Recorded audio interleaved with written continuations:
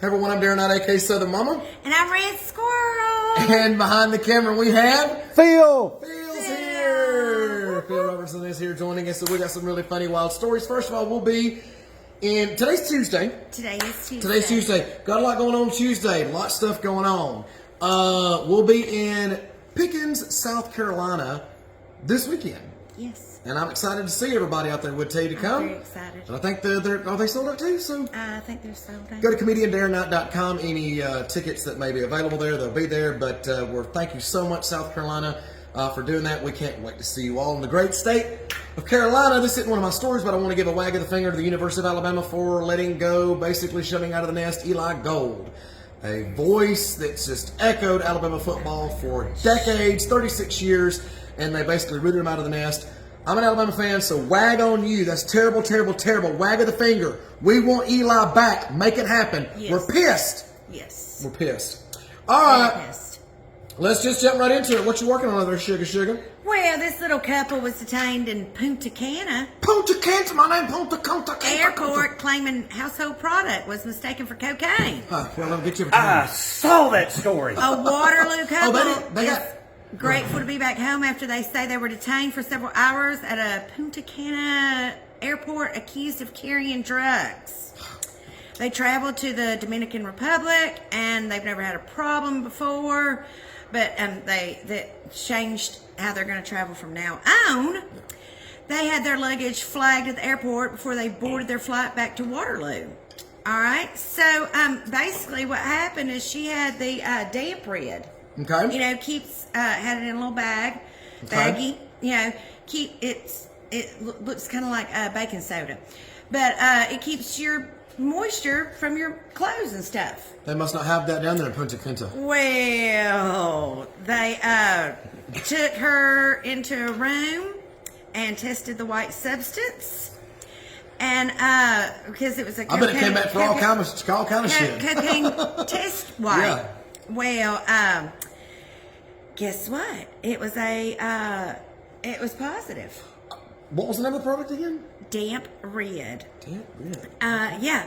The wipe turned blue, indicating it was positive for cocaine. Wow, got to get some of that. The passengers involved had packed a bag of damp red, the moisture absorber. Wow. Well, I guess because your clothes get, you know. Do they? Get a little. Get a Was it little like damp. This was it is like a picture of damp red. Was it a 5-day flight?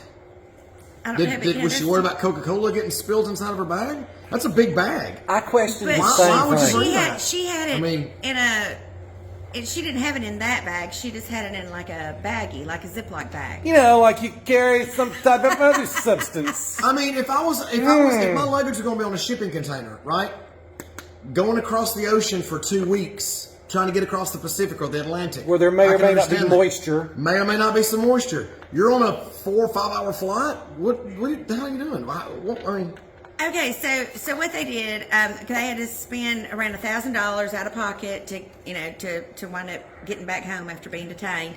So the couple got home. They purchased the same test kits the police used and the airport used. All right, and so this right here is the cocaine. Got it. Yeah, wipe.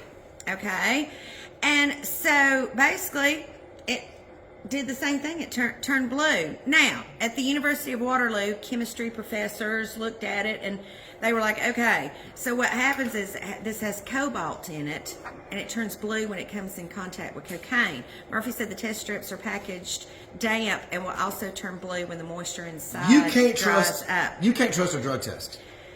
Yeah. You can't do it. So it gives a false positive for cocaine. Now, of course, this family says now that they will change the way that they travel in the future. Try to leave that at home. Leave the baking soda at home. Leave the refrigerator at home. Yes, They got these things down there, man. Because I've done baking soda before in a little Ziploc bag, because I brush my teeth. Was you going on a cruise? No, I wasn't going on a cruise. I mean, just like when we travel and stuff, I'll do a little baking soda. Little baking Yeah. soda. I just take toothpaste. But it. I mean, look, do the baking it soda at doesn't home. like I cut cocaine. my a lot of my regiments in half based on the things that I want to carry in my suitcase. Yeah. I mean, maybe I'm weird. You know what I mean? What the hell's wrong with me? The family is hoping that the Dominican government takes some responsibility for the incident. For their $1,000, it's not going to happen. I feel like I've been negative on today's show. I'm sorry. I'm just saying that I'm sorry, because I read that same article. I Yeah. actually read the article, didn't TikTok that one. Read the article, and I'm not saying you TikTok that. Don't look at me that way. But I read the article, and here's my question, and Darren brought it up already. One, why do you need it? Yeah. You're flying down there. It's 2 hours. Your clothes are not going to be. You didn't need it. She's Number like, two, crash in the ocean. why did you put it in a little bitty Ziploc baggie like you would carry Right. some type of drug? Yeah. So don't get pissed off at the airport for going, that just don't look right. They're just doing their job. That's it. While that boat passing by the airport there is taking, God, probably kilos of the Colombian Bam Bam right to Miami. You hear about speaking about drugs, here in Alabama beaches, they've had over like 2,000 pounds of cocaine worth of bricks of cocaine wash up. Washing up on the shore. Yeah. Damn, we gotta get. I'm back. not turning we that gotta in. get. We gotta. I'm selling that shit. We gotta get back to Now, I Gulf don't know Shores. how to Okay. sell it. Okay. Sorry. No, she's not. Your No, major, we're not. I'm not. your Marine No, I'm not. major, lawyer. No, we're not. No, I'm not going to Nope, sell it. nope. All right, we're gonna switch gears here. Speaking of all the crazies, this is a wild story, and this is another one of those stories that they briefly mentioned on national news, and then that was it. I don't even know it made national news. It's on the TikTok, though. It's on the Ticker Talk, and it's on. This is coming off of Forbes. Angela Chow. Ever heard that name? Me neither. Well, she's a big deal, and those that are in the system know who she is. She's the CEO of the world's largest shipping container freight company, founded by her father, James Chow, nicknamed the Shipping King. They're in China.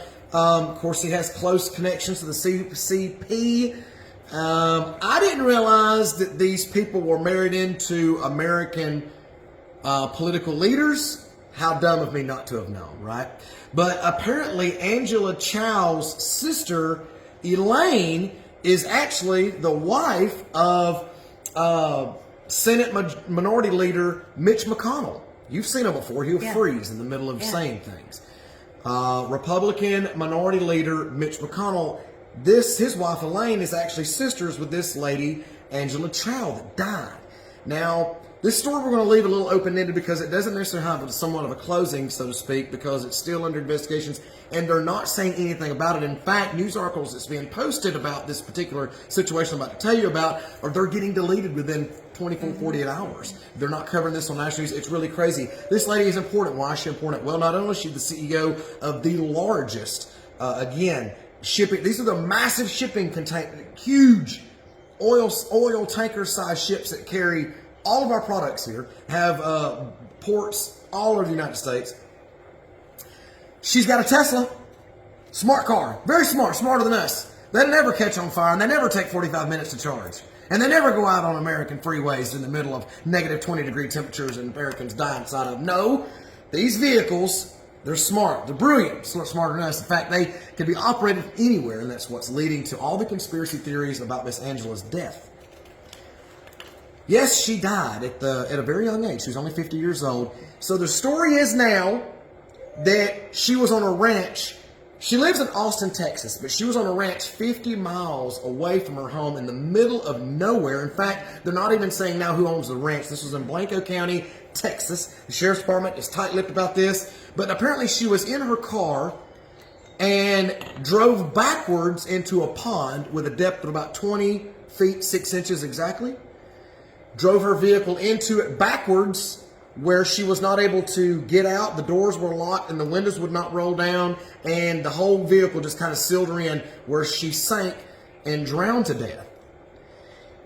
That's the weirdest part about this story, is how quiet they're being about it. And also, apparently, Senate Minority Leader Mitch McConnell and his wife Elaine is set to inherit some $59 million due to her death.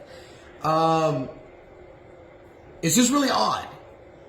All these things that's happening, they're not saying anything about it. Could an accident happen? Of course. It doesn't matter if you're the CEO, if you're the president. People die. They're going to die. Some of them die in very weird ways. But this is just really weird about where it happened at. They don't know why she was out there.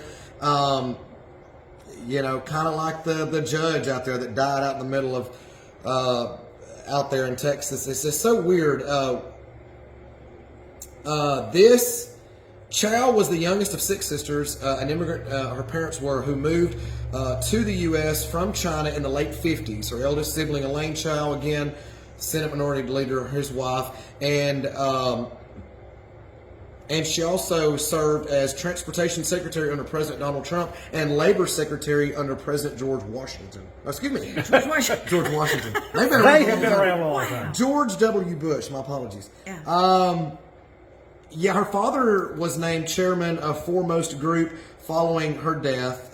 Michael Lee, a former president, was named president. So it's just kind of what's weird about it is, stats will come out about Miss Angela, and they're taking them down like that. Mm-hmm. And there's conflicting reports now coming out of China that she died of natural causes. Mm-hmm. And then now the reports coming out of Texas that she actually died in her smart car backed into a pond, which was nowhere near where she was parked apparently. Now why it went all the way backwards into the pond, things happen. It always raises, but it's just weird. It's not making sense. And there's so many things for the doors to be locked. For the doors to be locked like that, and then there's so many political ties can't get out. that she's not just a very big businesswoman, and all kind of things can go on with that, but she's also tied in with a lot of politics. A very well-known family. A lot of money. And right now, unless you've been living under a rock, there's a lot of conflict right now with Russia and China and America. It's kind of a developing thing. We want to we want to catch up on this. We'll give you some final details on that. But also, we had a little bit of an update you were telling me about the other day. Pause it. No. Go ahead. Okay. But that there was a follow-up on a story that we did the other day that we were talking about.